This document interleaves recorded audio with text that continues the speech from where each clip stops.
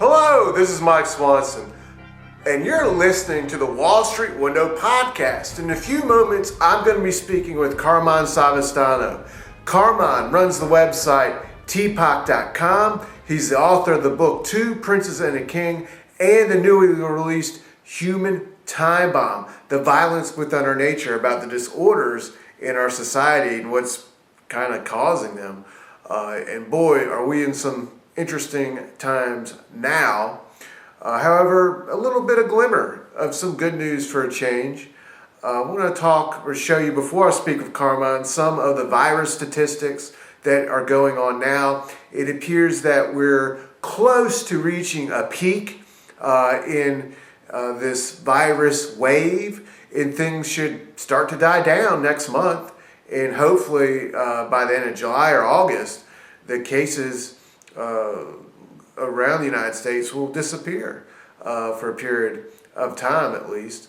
Look at this. As you know, when a virus like this gets introduced to the world, it tends to play out in a succession of waves. The most likely scenario is this, 3 waves basically, one coming in the fall and a smaller one next year, and then it just dies out unless a vaccine is found first. This is an article from Business Insider. I'm going to link to it with this video. But, another scenario they got is multiple waves or just kind of a slow burn. But this is the most likely scenario. The most important thing for the moment, though, is that we're in a wave. And waves peak out and go back down.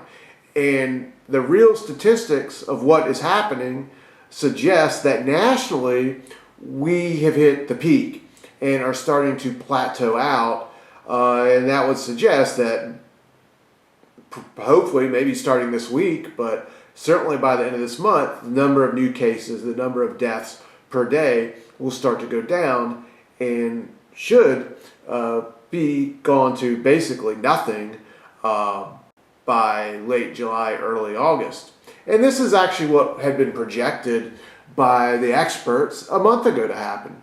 And this is a projection based on the current data, kind of shows you what I'm talking about. So this is good news. It all suggests that we're near a turning point, if not have seen one, nationally for the virus on this wave. So just wanted to show you that. All that said, one quick commercial break and then on to Carmine Savastano, in which we'll talk about the virus and the economic situation and so forth together. Carmine Savastano, Human Time Bomb, The Violence Within Our Nature, poses significant questions and considers the evidence that violence shapes the past and present. Author and Professor David T. Beato calls it an impressive tour de force. Savastano shows a mastery of relevant work in biology, anthropology, and intelligence. Each chapter will challenge readers to rethink old assumptions. Doctor of Psychology R. Blackstock notes, "It is a long, hard look into the potency of our collective shadow that is extremely relevant in today's socio-political climate." Historian and author Larry Hancock declares, "This work is a slap on the back of the head, a wake-up call, and a serious reality check as to the true human condition." Order your digital and print copies now on Amazon.com. For more information, visit tpaak.com. How you doing today, Carmine? I'm doing okay, Mike. Good to be back. Yeah, well, we certainly live in interesting times, to say the least, since we last spoke.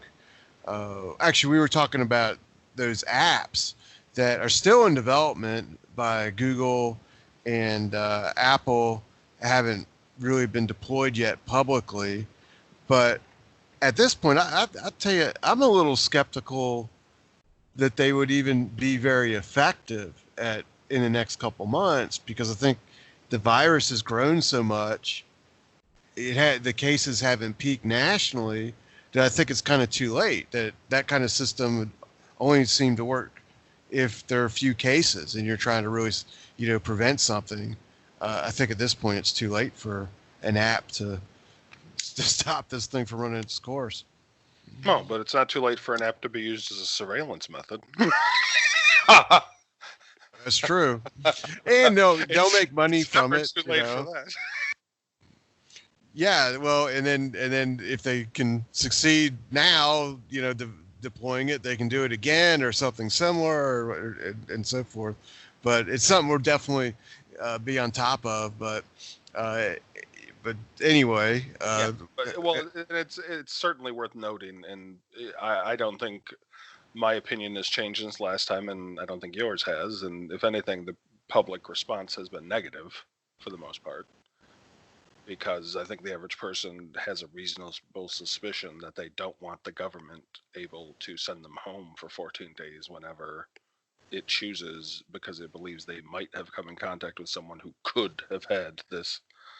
It's a lot of possible speculations involved in that whole process that I think undercuts the entirety of it.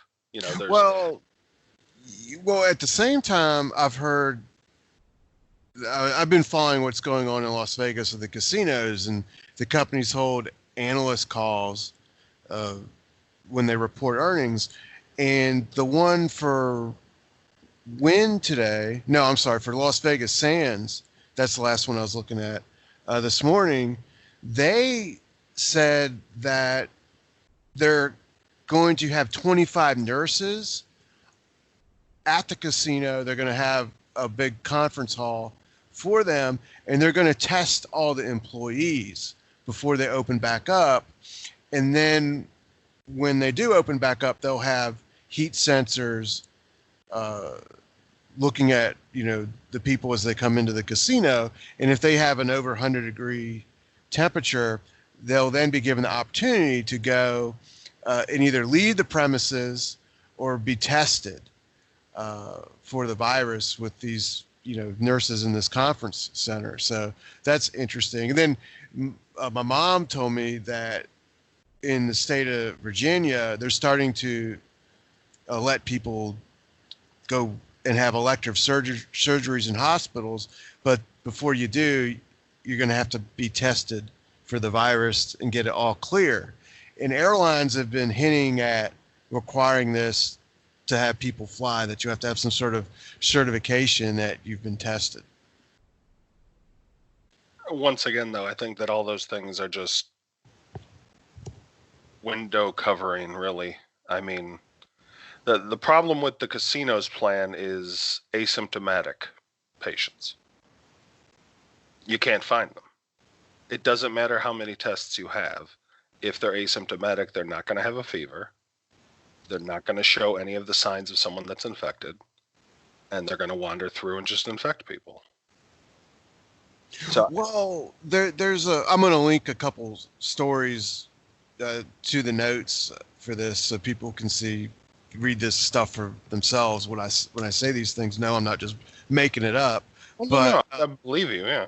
Yeah, but locally, in a city next to me, Martinsville, Virginia, they had a story where this lady got sick, and she went to the hospital and was tested positive, and she stated that she has been doing all the quarantine measures, not going hardly anywhere, wearing the masks, even wearing gloves. The only place she's been going to is the grocery store in her workplace, and I don't know where that is, but she didn't say that, or the article doesn't, but she's been wearing the mask there, and she still got sick. And then I saw a story about New York City from a website, patch.com, and it asserted that roughly 50% of the coronavirus cases are coming from people who are actually staying at home. They're not working, they're not going out and doing much, just like this lady. And they're the ones, a lot of these people are getting the virus. So that tells me that I believe the thing is so spreading now that it's, this is why these type of people are able to get it. And therefore, your argument that it's sort of futile to test people in a casino, I think you're right. I think we past the point of no return and opening things back up, so to speak, that phrase makes that certain, but it was probably certain anyway. And we're likely starting an acceleration nationally of the number of cases. And it was projected that was going to happen, and it would peak out by the end of this month or early June across the country, and then go back down and likely be gone for all purposes by the end of July and August. That seems to be still where we're headed for. Yeah, and it's, we we talked about this on a recent Ocelli Effect episode, but I think it bears repeating in that we also have come to the point to where we have to begin to weigh the cost of what we do as protective methods against this. At what point do we understand that there are going to be hundreds of thousands of people that probably die no matter what we do? And if we keep this, in varying methods across the country as it's been going on, if we keep shutdowns in place, then the economic damage will eventually overtake any amount of people that die from this virus. They will starve. They will commit suicide. They will abandon their families. It will happen. I would like to I'd make a sort of a counter argument to that, and that is that it doesn't matter that they're opening things up in different parts of the country, and I think the biggest danger, I just think it's going to happen, honestly, is that there'll be a second wave, and when that comes, it'll the same, even if you don't shut things down, people are not going to be wanting to go out and doing all these things, going to restaurants as much or going to casinos. That's interesting. I agree with you. I'm not saying that we won't still have a huge, we're still, like we've discussed before, we're still in a Great Depression. It's still going to get worse. There's still going to be a lot of trials that we all have to face, but we have to have essential businesses going. Oh, sure. Because if we don't have essential businesses, then the society falls apart. I mean, we have to have utilities, we have to have transportation, we have to have, basic essential infrastructure. And the problem with these, like I said, it varies from state to state. So some haven't been as extreme as my state, for instance. But we do have in places like Michigan, where I live, a ridiculous amount of fear and disgust being pushed around from people who have politicized this entire process. And I think what's getting lost in all of this is that, first of all, it shouldn't have been done the way it was done, no matter what state you really look at, because it was done on the turn of a dime. It should have been phased in. It should have been done in an organized, reasonable manner. They shouldn't have worried about nonsensical things like closing off gardening sections in stores and telling people they couldn't go to their other properties or couldn't visit immediate family in other locations. Stuff like that was nonsense. And that's what drove all of these protests. And then you had people like shutting down FOIA and shutting down the Open Meetings Act and actually doing things that breached constitutional protocols. So that's the problem. The problem is that this wasn't done right by anyone, whether it's Republicans or Democrats. No one prepared for this. No one, and a lot of people overreacted, and they just shut everything down without any, just in fear of what was coming. And it has just made things so much worse, because not only were we not prepared, but because we were so reactive, we shut down all of these businesses and basically just created tens of millions of unemployed people who now have no insurance and have no means to protect themselves. I mean, that was the response. It's like that old saying, they break your leg and then they hand you a crutch. Thanks for the $1,200, guys. Well, one interesting question, I don't have an answer for it, but that I had someone sent me an article done on a libertarian website, the Mises Institute website, and I actually reprinted on my website. Not that I was agreeing with all of it, but it was just kind of interesting. But the person was posing the question, why these measures, he was working on the assumption that they're extreme measures, as you just argued, but why? And honestly, on my Facebook and people that I just know, a lot of people think it's a plot. They think that, look, just yesterday, I saw two people I know saying that the Dr. Fauci invented the virus and gave it to China.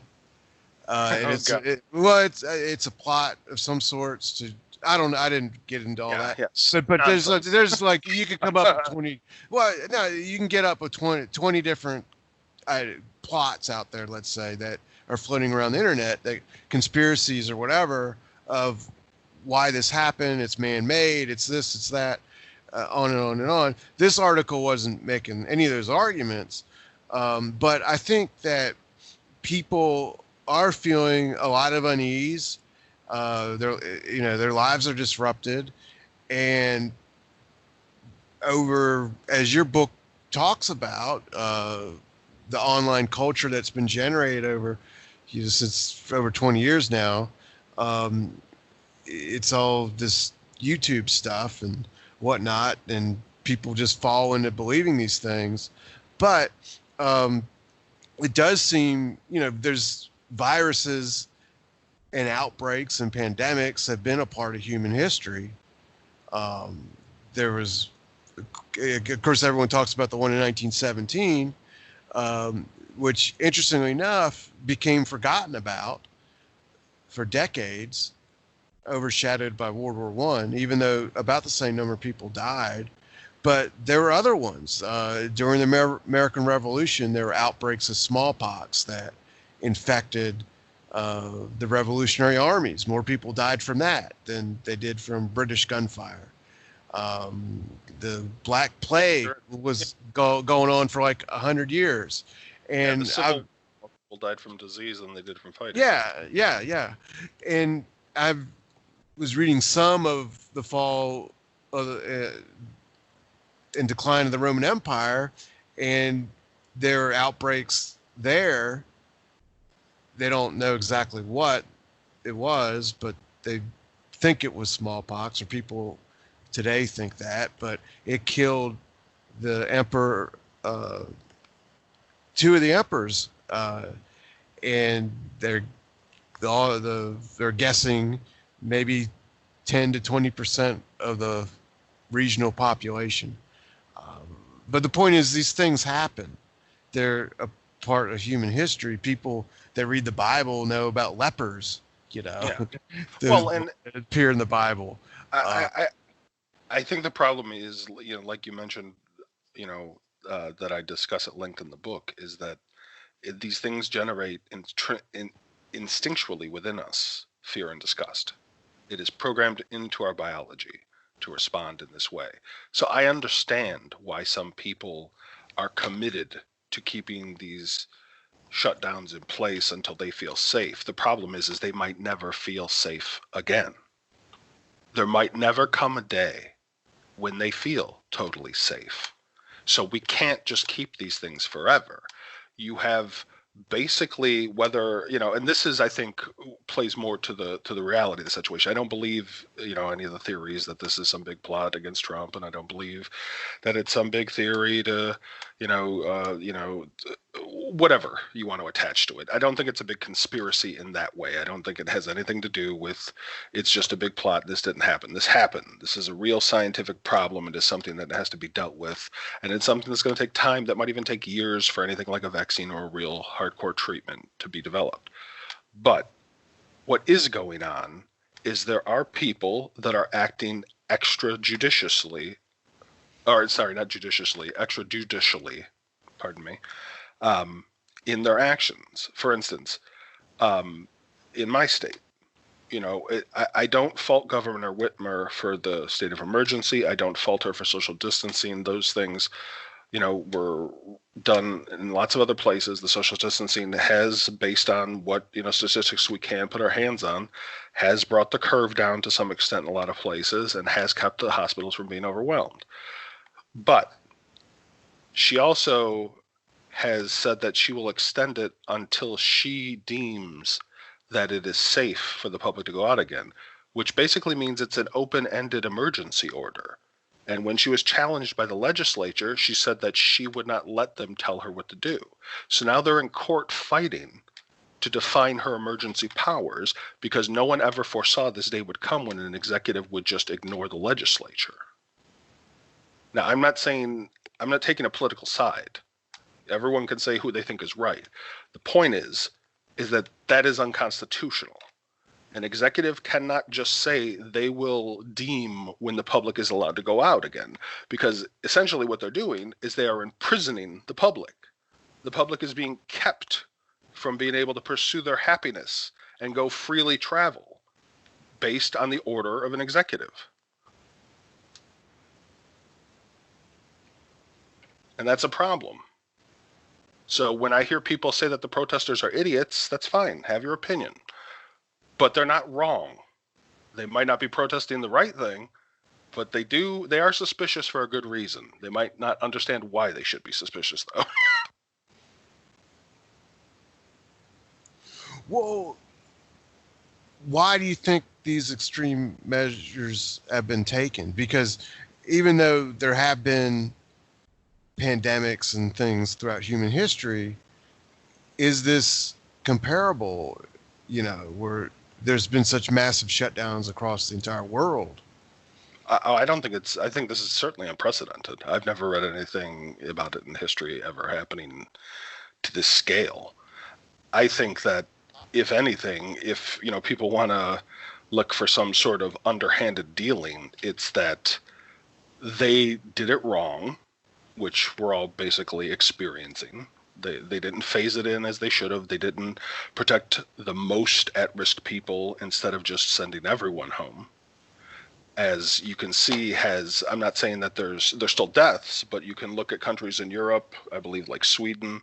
You can look at some states like South Dakota, who didn't do any social distancing and who didn't do any shutdown. Or I think they did social distancing, but they didn't do a shutdown at all. They left everything open. And they're not the hot spots. Why do you think that is? Well, I think because if people have common sense and they maintain distance from each other and they don't go to concerts and they don't go to high traffic areas and they don't, if they basically do what everyone else was doing, but they aren't forced, I think that makes a psychological difference too. There's a difference between you choosing to stay home to protect yourself and your family and you being told you can't leave. So you thinking the people in the... I think that people are rebelling because they feel as though they're locked up in their own houses. Right. And in some states, that's true. And that's causing the outbreaks? Well, no. I think that that's causing them to be less safe. And then you hear stories in Chicago, like in South Dakota, they don't think that they're trapped at home, so they can go out whenever they want, and you're not seeing huge hotspots. In Chicago, they're locked up in their houses, and then you see 60-person parties at a barber shop because people are tired of staying at home. Same with California. They were all great for a while there, and then Newsom said that some people could go on the beach, and they just flooded the beaches. So I think it's high concentrations of crowds that are going to knock the numbers back up again if that happens, and possibly bring the second wave on later. Because, if you look back at the 1918, it was the second, wave of parades and things that everybody did after the war that really drove the second wave. Right. But, that's a worry for a future day. I think right now, as if this isn't enough to deal with, I think also, too, that people, because of everything that's going on, they're not seeing a lot of the shenanigans that are going on in politics and the financial markets. And, there's no shortage of those, but I mean, one of the things I think some people see it, but I don't think a lot of people have time to look into it, is that we're seeing, the wealth extraction paired with corporate consolidation.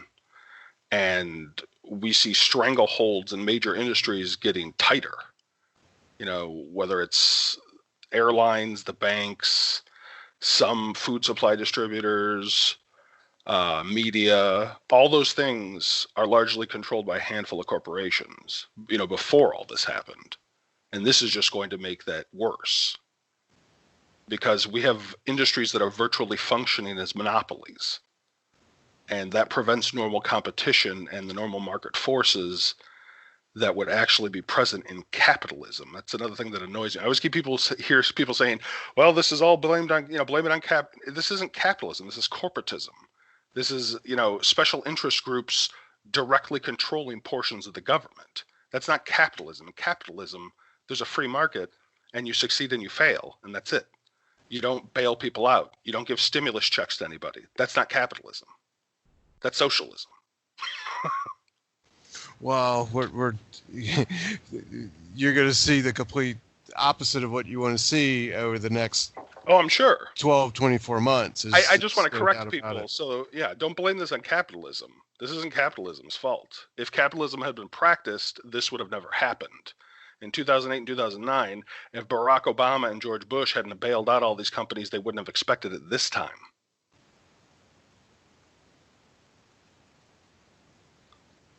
I think that's the problem is we don't have any politicians right now in charge, from Trump to Pelosi, who have any sort of courage, political courage whatsoever, any of them that will actually stand up to these corporations.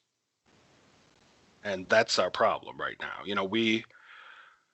Well, look, you're assuming that they are independent of them, but those corporations fund their campaigns. Oh, no, I agree with you. But what I'm saying, though, is that if any of them were the leaders they say they are, they'd stand up against them. It wouldn't matter that they funded their campaigns. They'd lose that money. They would obviously... Well, they'd be traitors to their funders. I understand that. They'd have to forgo the enrichment. And that's fine, but I just want them to admit it then. If you're going to be the blood-sucking vampires that feed at the trough of the American treasury, admit it. Quit lying. Quit trying to convince us that you care. You don't. You're here to get as much money as you can from the system before you leave. The end. We have people we have these corporatists serving the interests of the corporations, when instead we need people like Theodore and Franklin Roosevelt. We need trust busters. We need New Dealers. Those are two archetypes that are sorely missing from American politics. The largest corporations involved within the current wealth extraction should be forced to compete, and these monopolies should be broken up.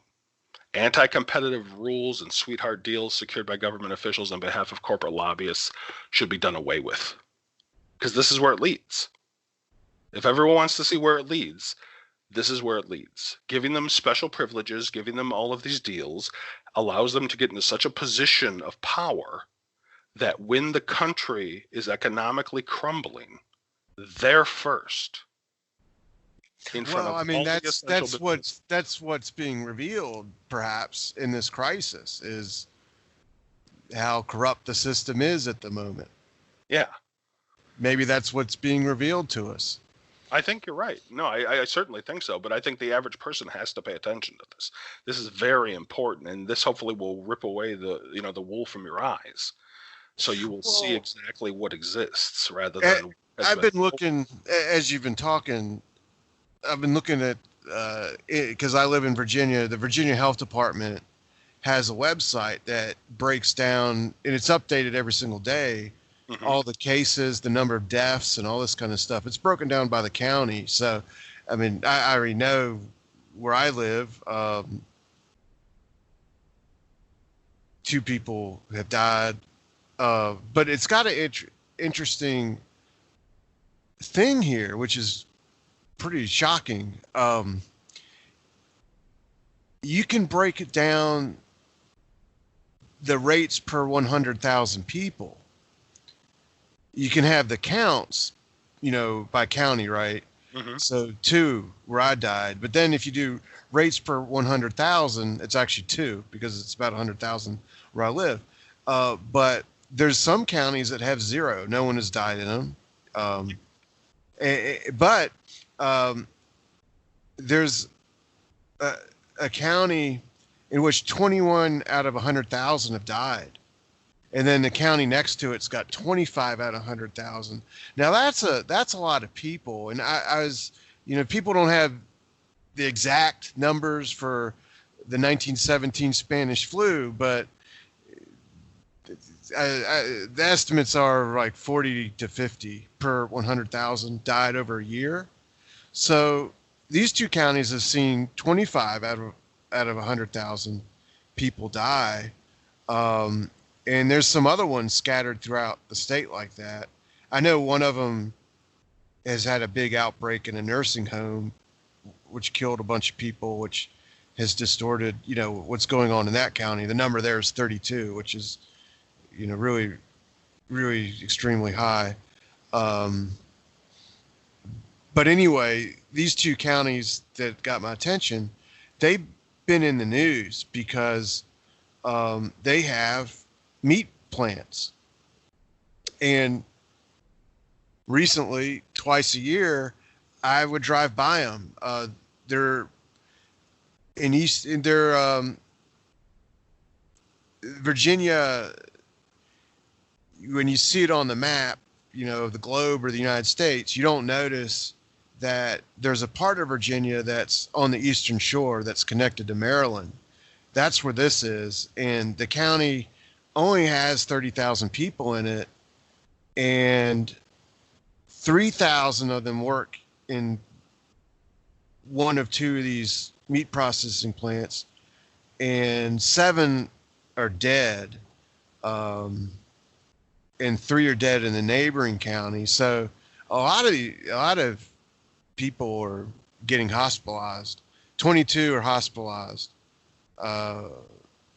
463 cases out of 30,000 people so far.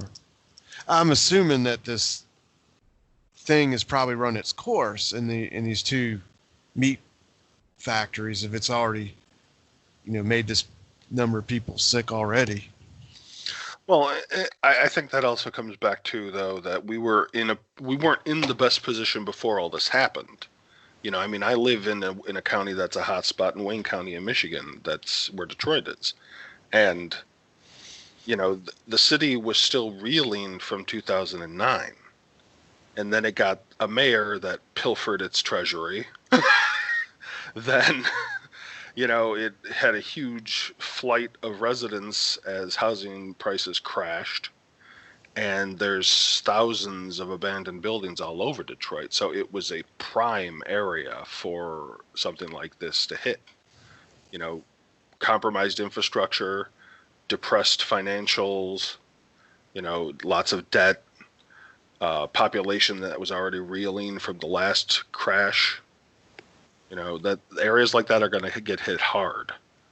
That's why probably New York in some areas got hit really hard too. Same reason. So and these meat packing plants, are notorious. Not necessarily this is true of all of them, but usually plants like that are notorious for being unclean, for not, for having blood all over the place, for having animal parts that get onto the floor of the plant off of the line. Disease is going to run rampant through places like that. And it's kind of like through homeless populations, where they checked homeless populations in California. It had run through, I believe, like 33% of the population when they checked. So there are certain areas, of course, that have more biological contaminants or have an environment with more biological contaminants that it's going to burn through. And, I saw one article talking about how France believes they detected a case as early as December, which is a month before China said anything. So this could have been burning through this could have been back in China in the summer and just been burning through the world population ever since. And You mean last year? Yeah, last summer. Last summer. Yeah. I mean, this could have started around last summer, early fall, and just been burning through the world population with every traveler that went around. Oh, these statistics. It's other things. You know, if we didn't know to look for it, then we're not going to identify it. Yeah, that's right. Deaths are going to be put. And now, unfortunately, we see the reverse happening where there's some hospitals, I saw the CDC guidelines where they're just doing provisional death certificates. So if it looks like a COVID, call it a COVID. Well, that's not good because that's going to give us artificially inflated numbers.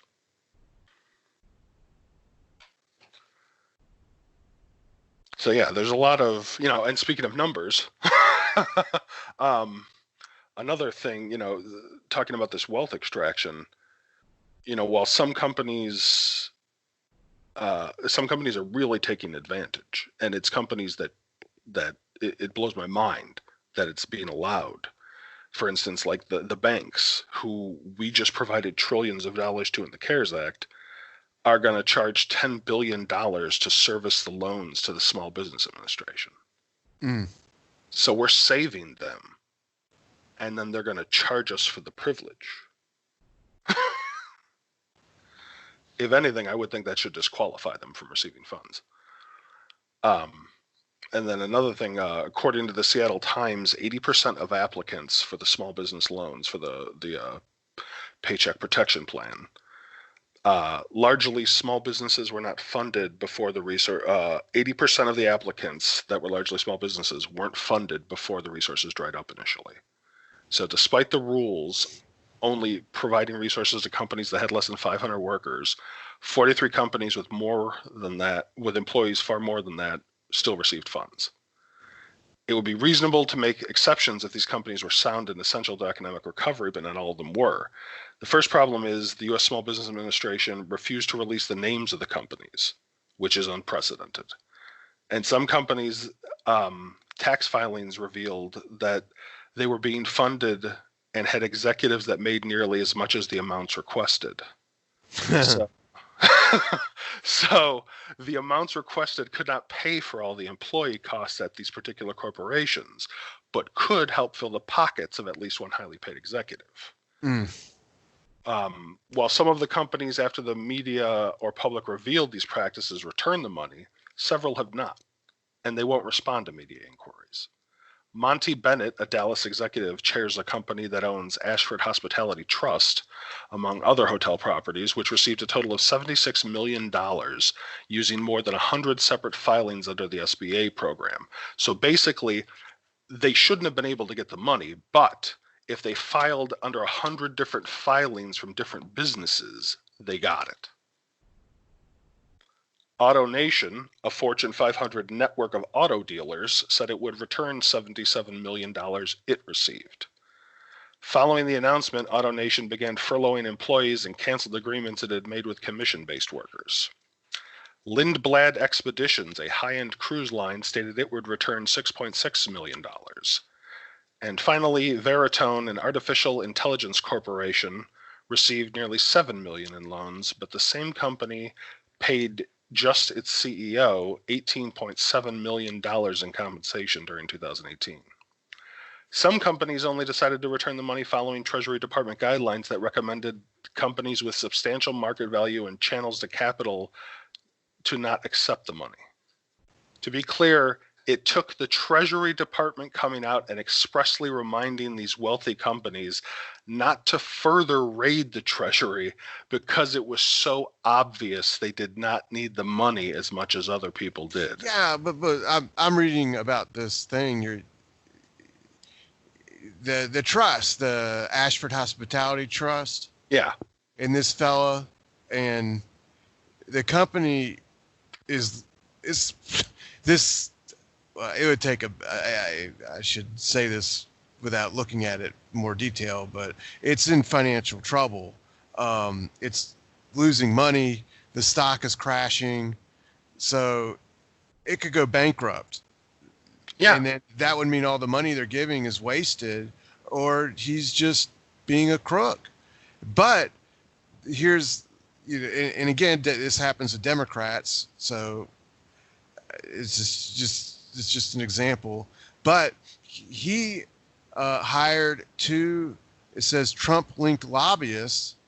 One was Roy Bailey, who served as the 2016 co-chair for Trump's campaign in Texas. Okay. And was on the board of Trump's super PAC. And Bennett gave the Trump campaign $150,000 in the last 6 months. Donated more than $200,000 in 2016 himself. I'm just saying, they donate money, and the Treasury Secretary is supposed to be the one on top of all these things. But that's one big problem. It's not who. Doesn't matter who's. Yeah. You just need to have more and more. This is one of the big problems we got. I think is the media makes its mistakes, and maybe they do attack Trump too much, or for things they shouldn't, or they do in dumb ways, and then they discredit themselves. So when they report things like this, no one cares. Well, if I told this to someone that likes Trump, they'll just get angry. Well, and see, my whole thing is I don't care about Trump. I don't care about Pelosi. Neither one of them, they're irrelevant to me. They are just the mouthpieces of the corporations. The corporations are who I care about. It's Monty Bennett that's doing the crooking thing. Yeah. And you know what? I guarantee you, Monty has donated to both parties. Monty will give money to probably has bend over for him. So I have no doubt that it's both of the part. And like we saw with the CARES Act, that was an across the board thumbs up from everybody. And they all knew what was going to happen because it happened in 2008. They all knew what was going to happen. Nobody went into this blind. Nobody went into this surprised. And if they tell you they did, they're lying. So if we can figure this out as citizens, they can figure it out as our leaders. Hey, he's got a Twitter page. I'm going to make a tweet. Hey, Monty, you are a... Hey, Monty, can you cut me some money? I heard you got a big payout. Yeah. So, and that's the magic of Twitter. Nice. You can judge someone. And I think the biggest thing about all those companies that I mentioned is not a one of them. Not a one of them. Artificial intelligence, high-end cruise line, hotel, auto dealer networks. None of them are essential. None of them. So my question is why are they getting money at all? Why are we giving any money to non-essential businesses? We shouldn't be. It's a waste of money. Like you said, a lot of them are just going to go into bankruptcy, and then they can figure out their own way out of it. It's not our problem. So let them go into bankruptcy. That's what should happen. Mm-hmm. Well, I should let you go because you got to talk to someone else in 10 minutes, but I couldn't help it. I'll just. Oh no, yeah, no, that's fine. Yeah, no, hey, yeah. I said to him, we'll see by the next show if he responds. Sometimes these people respond. You'd be quite surprised what people do on Twitter. But I said I retweeted his last tweet. And I said, hey, Monty, you're a real corporate parasite, maggot. Let's see if he responds to that. I mean, maybe that's the solution is to put pressure on these people so that they won't do these things. I don't know. Yeah, it's so funny. Like we've talked about before, I thought it was, this might have been, 6-7 shows ago. But when I said that shame is a good thing, we need to bring shame back. I don't understand why people have gotten rid of it. People should feel shame when they do things that are shameful. and this would be a perfect example.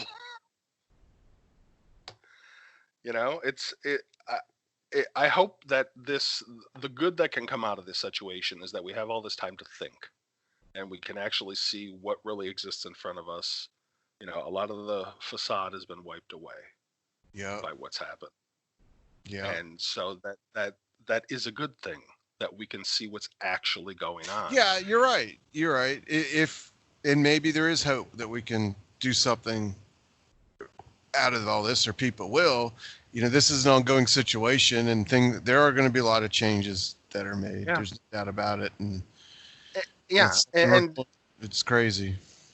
yeah, and just to go back to what we started with, there's going to be reasonable scientific measures that can be taken. There's going to be mitigation strategies that are useful for us. There's going to be coping strategies we all undertake. Unfortunately, some people are going to, cope by claiming conspiracy or claiming that anybody who's against the shutdowns is evil, and neither of those things is true. It's everyone is in their own situation. Everyone has their own pressures. Everyone has their own stress to deal with. We have to try to coexist and make this as painless as possible for everybody, no matter what happens. But we should do it with some sort of unity. And that is sorely lacking in a lot of corners of this country. And I think that the politics has to go. It's not important. It's a luxury. Right now, we have to be concerned about keeping everything afloat, keeping as many people alive as we can be. So we don't have time for the luxury of politics right